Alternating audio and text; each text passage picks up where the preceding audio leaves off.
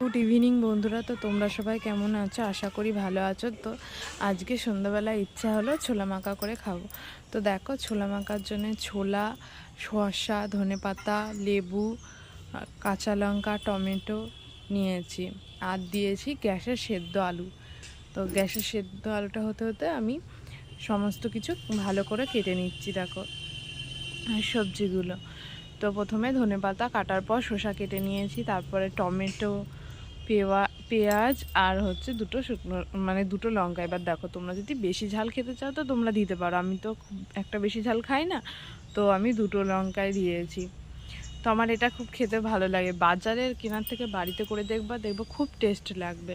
আর বাড়ির যে একটা ঘরোয়া মশলা সেটা আমি করছি, সেটাও তোমাদের দেখাবো। দেখবো কত সুন্দর লাগবে। বাড়িতে একবার নিজেরা বানিয়ে দেখবা।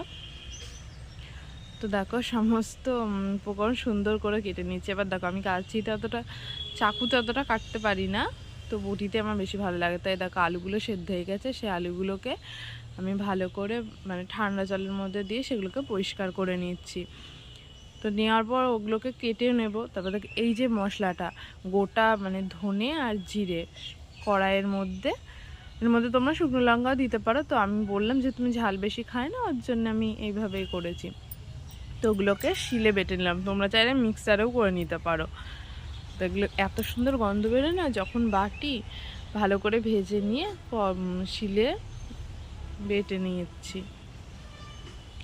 তো বেটে নেওয়ার পরে মশলা, লবণ, আমি এমনি লবণ দিয়েছি, তোমরা চাইলে বিট নুনও দিতে পারো, স্বাদের জন্য আরও বেশি ভালো লাগবে। তো ওগুলো সমস্ত কিছু মিশিয়েছি এবং মশলাটা দিচ্ছি আর লবণ দিয়েছি। এবার লবণটা তোমাদের স্বাদ মতো যেটুকু পারো দেবা।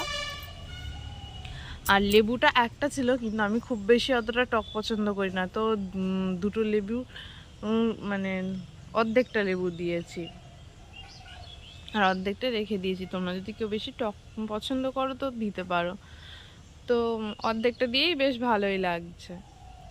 তো মশলাগুলো সব দিয়েছি, লবণের পরিমাণও মেপে দিয়েছি। তো ভালো করে দেখো সুন্দর করে মাখিয়েছি। তো আজকে সন্ধ্যেবেলায় আমাদের এটা টিফিন।